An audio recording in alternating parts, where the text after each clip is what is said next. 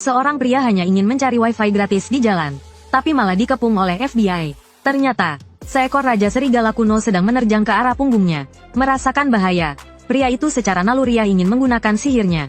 Tetapi dia menyadari bahwa energi iblisnya telah sepenuhnya hilang. Dalam kepanikan, dia hanya bisa menahan kepala serigala itu, dan mengelus-elusnya sedemikian rupa hingga ibunya sendiri takkan mengenalinya. Para prajurit benar-benar terpana oleh pemandangan di depan mereka. Apakah dia masih manusia? Dia bisa mengalahkan monster yang biasanya membutuhkan satu regu polisi dengan tangan kosong. Mereka tidak tahu bahwa pemuda di depan mereka pernah menjadi pria paling berani di Asgard. Dia tidak hanya membersihkan semua gua iblis sendirian, tetapi juga berani melawan santa wanita yang berdada besar. Meskipun sekarang tanpa energi iblis, kekuatan fisiknya saja sudah cukup untuk menghadapi makhluk-makhluk kecil ini. Dalam perjalanan, para prajurit menjelaskan kepada pria itu bahwa daerah ini telah lama ditetapkan sebagai zona tak berpenghuni. Karena kerusuhan 2 tahun lalu, frekuensi kemunculan ruang bawah tanah semakin meningkat, diikuti oleh semakin banyak monster raksasa. Keseimbangan dunia pun terganggu. Tentara tidak lagi dapat sepenuhnya mengendalikan ruang bawah tanah ini. Oleh karena itu, mereka terpaksa menutup beberapa area sipil. Pria itu sebenarnya tidak ingin tahu semua ini. Dia hanya peduli apakah perusahaan game Dungeon masih ada. Setidaknya server mereka masih beroperasi, kan? Namun, kata-kata selanjutnya membuat pria itu terpukul. Game Dungeon untungnya masih ada. Bahkan warnet yang disebut pria itu sebagai surganya pun masih ada. Sudah berapa lama sejak aku? Namun, setelah memeriksa informasi online, pria itu baru menyadari bahwa apa yang dikatakan prajurit itu benar. Kim Min Jun, yang kembali setelah 2 tahun, sudah mencapai usia wajib militer. Dan sekarang, peraturan militer mewajibkan semua orang, baik tentara reguler maupun pasukan pemburu, untuk bertugas selama 5 tahun. Ini berarti, rencana pria itu untuk bermain game setelah kembali akan gagal lagi. Mengenai wajib militer atau bergabung dengan pasukan pemburu, pria itu sebenarnya tidak peduli. Jika dia masih memiliki kekuatan Asgard, dia bisa dengan mudah mengalahkan semua monster. Bahkan tanpa sihir, itu bukan masalah besar. Karena di Asgard, pria itu menyadari bahwa bahkan penyihir hitam terkuat sekalipun hanya bisa menunggu ajal setelah energi iblisnya habis. Tidak seperti penyihir putih yang dapat memulihkan mana secara alami. Mana yang dibutuhkan harus diperoleh dengan membunuh monster tertentu. Namun, dibandingkan dengan konsumsi besar yang dibutuhkan untuk menggunakan skill, mana yang didapat dari monster sangatlah sedikit. Jadi, tanpa sumber mana yang efektif, yang bisa dipikirkan pria itu hanyalah menggunakan tinjunya untuk menggantikan skill dalam mengalahkan monster-monster ini. Keesokan harinya, di Pusat Pertahanan Nasional, banyak orang datang untuk wajib militer. Namun, semua orang tampak sedih, kecuali pria yang sedang makan sate ini, yang tampak seperti sedang berjalan-jalan santai. Dengan suara klakson yang memekakkan telinga, upacara perekrutan dimulai. Kalian semua kenapa lambat seperti siput? Perwira di atas panggung memulai pidatonya dengan omelan seperti biasa. Bunuh bajingan itu. Tapi perwira di negara kita jauh lebih baik. Meskipun dia mendengar bahwa wajib militer sekarang berbeda, mungkinkah lebih sulit daripada di Asgard? Oleh karena itu, saat mendengar gaji tahunan sebesar 3 juta pound sterling sebagai syarat bergabung dengan Legion Hunter, sementara yang lain terdiam menunduk, pria itu dengan tegas mengangkat tangannya. Kemudian, dengan suara lantai yang retak, dia langsung melompati kepala semua orang, dan mendarat dengan mantap di atas panggung. Pendatang baru, Kim Min Jun. Saya ingin bergabung dengan Legion Hunter. Legion Hunter dengan gaji tahunan 3 juta pound sterling. Namun tak seorang pun mau bergabung. Ternyata, pintu masuk ke Dungeon semakin mempersempit wilayah manusia, sementara jumlah hunter yang mampu mengalahkan monster terus berkurang. Meskipun bayarannya tinggi, tidak ada orang berani yang mau bergabung. Yang ada hanyalah seorang remaja pecandu game. Ternyata, setelah pria itu melakukan perjalanan kembali, energi iblisnya tiba-tiba menghilang. Bergabung dengan Legion Hunter adalah satu-satunya cara baginya untuk bisa masuk ke Dungeon. Dan dia selalu yakin bahwa di antara monster-monster itu, pasti ada yang membawa energi iblis. Setelah memulihkan kemampuannya yang hilang, mungkin dia bisa segera menjadi pahlawan super bergaji tinggi. Setelah itu, dia bisa dengan tenang bermain game Dungeon. Masa depan yang indah ini membuat pria itu sangat gembira. Saat itu, kedatangan Sersan Lee Seung Ho mengganggu impian indah pria itu. Komandan batalion buru-buru memperkenalkan pria yang ingin bergabung dengan Legion Hunter ini. Pria itu melompat ke platform setinggi 5 meter, yang memang meyakinkan bahwa dia adalah seorang Awaken. Namun, sesuai prosedur, mereka masih perlu mengetahui nilai status pria itu. Hanya saja sikap Sersan itu membuat pria itu merasa agak aneh. Namun, di militer, kepatuhan mutlak adalah wajib, jadi pria itu mengerti. Di Asgard, pria itu memang pernah membuka jendela statusnya, tetapi selain untuk melihat nilainya, tidak ada gunanya. WINDOW, Dia tidak tahu apa yang akan ditampilkan jendela status di bumi. Namun, apa yang dilihatnya membuatnya terkejut sekaligus malu. Sebuah pesan kesalahan besar memenuhi jendela. Semua isinya, semuanya. Sementara itu, dihadapkan dengan pertanyaan Lee Seung-ho lagi. Pria itu akhirnya mengatakan apa yang dilihatnya. Namun, hal ini membuat Sersan merasa dipermainkan.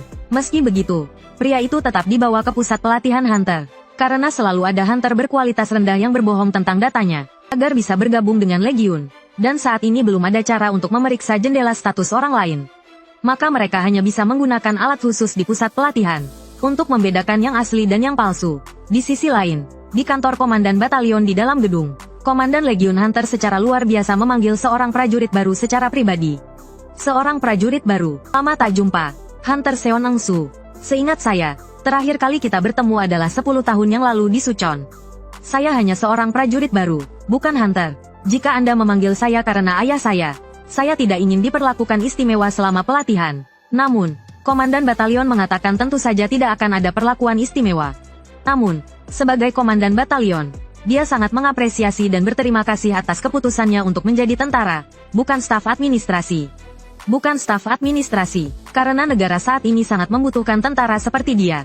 Ujian yang tiba-tiba itu membuat Seon Eung-su sedikit malu. Tapi sebenarnya ada satu hal lagi kenapa saya memanggilmu hari ini. Komandan Batalion mengubah topik pembicaraan. Di masa depan, kamu mungkin akan memiliki rekan yang sangat menarik. Apakah kamu tertarik untuk melihatnya? Adegan berpindah. Di sebuah ruangan kosong, berdiri sebuah kristal merah besar. Dan inilah alat khusus yang digunakan untuk menguji kemampuan pria itu. Sejenis mineral khusus dari Dunggeon. Tidak hanya memiliki kepadatan yang sangat tinggi, beratnya juga sulit untuk dipindahkan.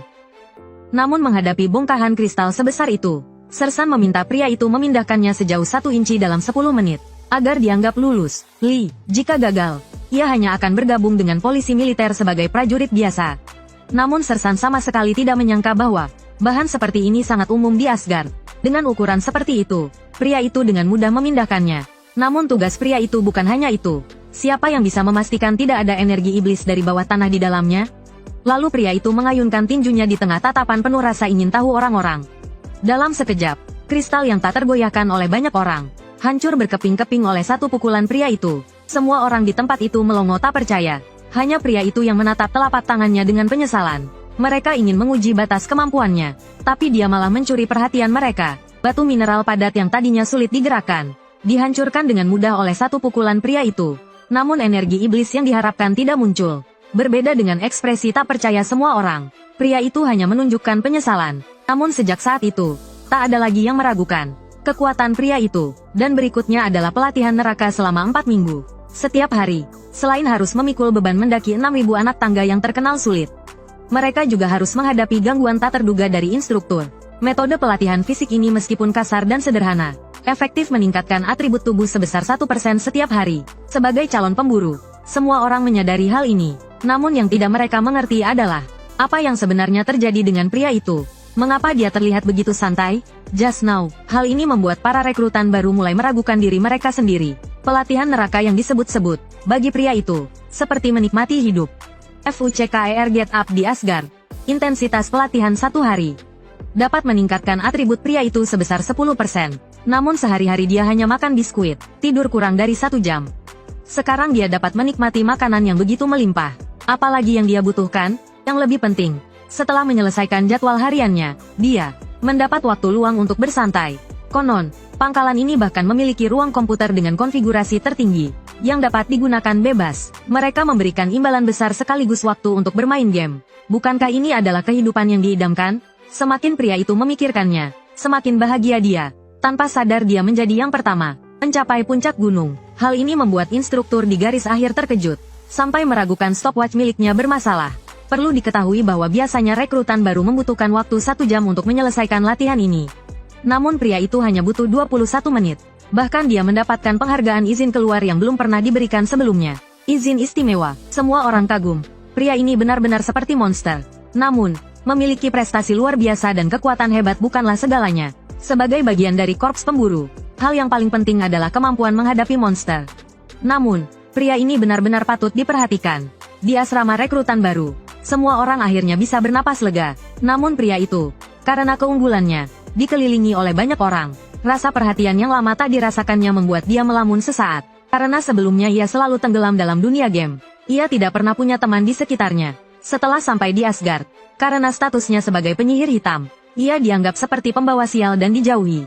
Kini, perasaan diperhatikan seperti ini terasa nostalgia baginya. Namun detik berikutnya, pria itu tiba-tiba berlari keluar dari asrama. Ternyata, saat teman sekamarnya secara tidak sengaja menyebutkan ruang komputer, dia mulai menyalahkan dirinya karena membuang waktu di asrama. Kenapa harus menyia-nyiakan waktu? Kali ini, ia akhirnya bisa menikmati dunia gamenya dengan baik. Hari-hari berlalu, dan 3 minggu berlalu dengan cepat. Kini mereka akan menghadapi pelatihan penyesuaian Dungeon. Biasanya, sebagian besar Dungeon akan hilang setelah semua monster di dalamnya dibersihkan. Namun ada beberapa yang tetap ada. Dungeon jenis ini memiliki struktur internal yang akan berubah secara berkala, sehingga menjadi tempat latihan yang ideal bagi para tentara. Namun, para rekrutan yang pernah mendengarnya merasa takut, karena mereka tahu apa yang akan mereka hadapi. Monster sungguhan, bagi mereka yang belum berpengalaman, ini adalah tantangan besar. Sebagai komandan, Letnan tahu perasaan para rekrutan ini. Namun, dengan pengalamannya dalam melatih tentara, dia memiliki metode yang unik, disiplin ketat dan pelatihan berat harus disertai dengan penghargaan yang sesuai. Penghargaan tertinggi adalah izin 2 hari 3 malam bagi pencetak skor tertinggi. Sekarang, tunjukkan semangat kalian. Namun, aula tetap sunyi tanpa suara. Keheningan ini bahkan membuat Letnan merasa canggung. Apa yang salah dengan mereka? Mengapa tidak ada yang bereaksi sama sekali? Bukankah kalian ingin keluar dan minum bir serta makan sate dengan teman-teman? Itu izin 2 hari 3 malam. Kalian tahu? Namun Kim Min Jun tetap menjadi satu-satunya yang antusias. Dia memang favorit Letnan, pelindung setianya. Pria itu, penyihir hitam yang terkenal karena mengalahkan 9 laba-laba. Ternyata seorang pecandu game sejati. Namun, siapa sangka, di hari kedua setelah kembali ke dunia ini, dia langsung dihadapkan pada kenyataan bahwa dia harus bergabung dengan militer. Untuk menyelesaikan semuanya sekaligus, dia memutuskan untuk bergabung dengan korps pemburu. Alasannya adalah monster di Dungeon dapat membantu memulihkan kekuatan sihirnya. Selain itu, hal ini akan mempercepat tercapainya kehidupan impiannya. Dengan pelatihan memasuki tahap terakhir, dia akhirnya mendapatkan kesempatan untuk masuk Dungeon. Sebuah truk militer melaju kencang. Debu yang berterbangan langsung menyelimuti semua orang. Dalam kabut debu, semua orang merasa gelisah, seperti sedang diawasi. Ketika debu menghilang, mereka akhirnya melihat bahwa itu adalah kandang penuh serigala liar yang ganas. Dalam sekejap, kaki semua orang mulai gemetar tanpa sadar. Bahkan di bawah bentakan pelatih, mereka tetap tidak bisa menahan rasa takut. Namun, bagi pria itu, makhluk-makhluk ini hanyalah binatang kecil yang lucu. Permintaan untuk membunuh serigala secara berkelompok juga tidak sulit baginya. Itu terlalu mudah. Namun, dia benar-benar tidak bisa menerima baju pelindung yang diberikan. Ini adalah baju pelindung mahal yang dirancang khusus untuk korps pemburu. Namun karena nilainya yang tinggi, ini berarti setiap pakaian telah digunakan oleh banyak orang sebelumnya. Dari jauh saja, dia sudah bisa mencium bau keringat yang menempel di pakaian itu. Penolakannya dianggap sebagai kesombongan. Sebagai hukuman atas sikapnya, timnya ditugaskan menjadi kelompok pertama yang menghadapi tantangan. Pria itu sendiri tidak peduli, tetapi rekan-rekan setimnya sangat ketakutan. Namun, dia berpikir naif bahwa selama dia memberitahu mereka cara mengalahkan monster, itu akan mudah. Dalam tatapan kosong rekan-rekannya, dia menjelaskan rencana briliannya. Ketika serigala menyerang kalian, pegang kakinya, tekuk ke belakang mengikuti punggungnya. Kemudian, seperti merobek kinci, tarik mereka sampai terbelah. Dia menjelaskan dengan penuh semangat dan serius. Namun, rekan-rekannya hanya menatapnya seolah-olah dia orang gila. Kamu serius? Kami benar-benar tidak tahu itu. Pada saat itu, pelatih memberikan perintah, dan semua kandang dibuka. Semua binatang buas melompat keluar dari truk. Mereka langsung berlari menuju gerbang dimensi menuju Dungeon. Mereka tidak langsung menyerang manusia. Hal ini membuat para rekrutan baru terkejut. Namun pria itu tahu dengan jelas alasannya. Bukankah dia seperti itu sebelumnya? Hanya ingin pulang? Penjelasan sempurnanya membuat rekan-rekannya kagum. Namun pelatih tidak suka melihat rekrutan bersenang-senang. Dia segera mendesak mereka untuk masuk ke Dungeon. Tentu saja, keselamatan rekrutan tetap menjadi prioritas utama. Di luar Dungeon, pelatih terlihat tegas. Tetapi di dalam Dungeon, tim penyelamat sudah siap untuk keadaan darurat. Mereka sudah disiapkan sebelumnya. Ketika tim 4 orang masuk ke gerbang dimensi, ujian resmi pun dimulai. Ketika mereka semakin jauh masuk ke dalam, bayangan gelap melintas di belakang mereka. Bayangan bergerak cepat. Pria itu, dengan insting tajamnya, adalah yang pertama menyadarinya. Meskipun dia bisa mengalahkan monster ini dalam satu pukulan, dia memilih untuk memberitahu rekan-rekannya agar mereka juga mendapat skor dari pertarungan. Dia mempersiapkan mereka. Namun, sebelum dia selesai berbicara, 3 serigala langsung menyerang mereka. Melihat kepanikan rekan-rekannya, pria itu menenangkan mereka, dan tanpa berpikir panjang, berdiri di depan tim. Dia menjadi target utama serigala-serigala itu. Namun, serigala pertama yang mencoba menggigitnya tidak pernah menyangka bahwa dia tidak bisa bertahan dari satu pukulan pria itu. Serigala kedua, yang memilih target dengan lebih baik, hanya hidup beberapa detik lebih lama sebelum dihancurkan dengan satu tendangan pria itu. Serigala terakhir, yang kebingungan, juga dibunuh oleh tim di bawah arahan pria itu. Nyawa serigala itu berakhir. Sementara itu, dua pelatih yang diam-diam mengamati juga terkejut. Sulit untuk percaya bahwa rekrutan baru ini bukan seorang mantan pemburu. Namun yang jelas, penampilan Kim Min Jun sangat luar biasa. Dia tidak hanya memimpin timnya dengan baik, tetapi juga mendapatkan hasil yang memuaskan. Karena tugas sudah selesai, dua pelatih itu tidak perlu lagi bersembunyi. Namun, saat mengetahui kebenaran, komentar santai dari pria itu membuat mereka sedikit malu. Namun, tiba-tiba tanah di bawah mereka mulai berguncang. Pintu keluar yang hampir mereka capai mulai bergerak dengan kecepatan yang terlihat oleh mata telanjang. Sebelum mereka sempat bereaksi, gerbang dimensi tiba-tiba tertutup tepat di depan mata mereka. Dia adalah pria paling berani di Asgard. Namun, menghadapi tuntutan tak berujung dari sang putri suci, dia akhirnya kewalahan dan menyerah. Di detik terakhir sebelum dia benar-benar kelelahan, dia menggunakan seluruh kekuatan magisnya untuk kembali ke bumi. Namun, saat itu bumi telah menjadi tempat di mana monster berkeliaran. Untuk mengendalikan bahaya yang ditimbulkan oleh Dunggeon, pemerintah secara resmi membentuk korps pemburu yang terdiri dari para Awakener. Bagi pria itu, yang ingin segera memulihkan kekuatannya, ini adalah satu-satunya cara untuk mendapatkan energi iblis. Namun, mungkin berkat pengalamannya yang sulit di Asgard, latihan rekrutmen yang disebut sebagai pelatihan neraka, malah menjadi seperti liburan baginya. Namun, di minggu terakhir pelatihan itu, terjadi hal yang tidak terduga. Perubahan Dunggeon yang diperkirakan akan terjadi sebulan kemudian, tiba-tiba terjadi pada hari ujian praktik rekrutan baru. Perubahan yang mendadak membuat semua orang tidak berani bergerak. Mereka hanya bisa melihat pintu masuk yang mereka gunakan perlahan menutup. Tak lama kemudian, alat komunikasi mereka gagal. Satu-satunya harapan mereka untuk menghubungi dunia luar pun hancur. Meski pelatih segera menenangkan para rekrutan, dan meyakinkan mereka bahwa dalam 1 jam, Dunggeon akan terbuka kembali. Namun, benarkah demikian? Meskipun Dunggeon ini dirancang untuk pelatihan, secara prinsip, pelatih harusnya sudah mempersiapkan rencana darurat. Namun, dari ekspresi mereka, pria itu merasa bahwa kali ini tidak ada rencana cadangan, dan berdasarkan pengalamannya di Asgard, jika ini benar-benar menjadi Dunggeon tertutup, maka keluar dari sini tidak akan menjadi tugas yang mudah. Situasi tersebut ternyata benar seperti yang dia duga. Sekarang, mereka menghadapi Dunggeon yang sepenuhnya tertutup. Berbeda dengan Dunggeon yang menghilang setelah monster di dalamnya dibersihkan. Ada satu kondisi lain yang menyebabkan pintu masuk menutup, yaitu ketika ada penyusup yang memasuki Dunggeon yang masih berisi monster. Satu-satunya cara untuk keluar adalah dengan menghabisi semua monster di dalamnya. Ini juga berarti, segala bentuk bantuan dari luar akan sia-sia. Dalam situasi ini, tidak ada lagi yang bisa disembunyikan. Semua orang harus bersatu, untuk menghadapi bahaya yang akan datang. Meskipun pelatih tahu, tanpa perlengkapan, bahkan menghadapi goblin pun akan sulit. Satu-satunya yang memiliki perlengkapan lengkap adalah rekrutan baru ini. Apakah mereka akan dijadikan perisai hidup? Namun, para rekrutan ini telah percaya pada kami. Dan mereka telah bertahan sejauh ini dengan kepercayaan itu. Sebagai senior mereka, kami tidak bisa menggunakan mereka sebagai perisai hidup. Rasa harga diri yang kuat membuatnya merasa malu dengan pikirannya sendiri. Di belakang tim, seorang prajurit tak tahu bahwa rekan mereka sedang melalui perdebatan batin yang dalam. Namun, detik berikutnya, pelatih yang baru saja menyelesaikan dilema batinnya tiba-tiba mulai kejang-kejang tanpa alasan. Dalam sekejap, tubuh pelatih itu roboh ke tanah. Mulutnya berbusa tanpa henti. Pria itu mencoba mencegah, tetapi pelatih lain tetap berlari maju. Hasilnya, satu lagi tergeletak di tanah. Namun, pria itu tetap tidak terganggu dan terus maju.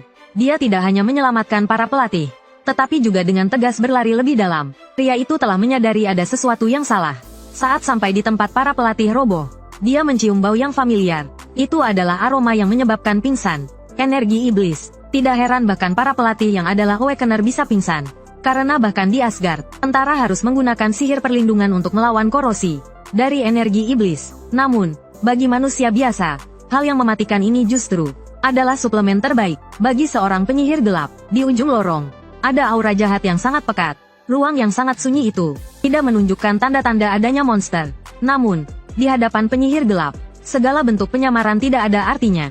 Itu adalah Shadow Hound. Pria itu tidak menyangka bisa bertemu lagi dengan teman lama ini. Saat pertama kali tiba di Asgard, dia hampir kehilangan nyawanya di tangan makhluk ini. Karena pada waktu itu, Semua serangan dari bumi tidak efektif melawan Shadowhound. Namun kali ini, pria itu siap menikmati hidangan ini. Ketika Shadowhound menerjang ke arahnya, pria itu hanya butuh satu pukulan untuk mengalahkannya.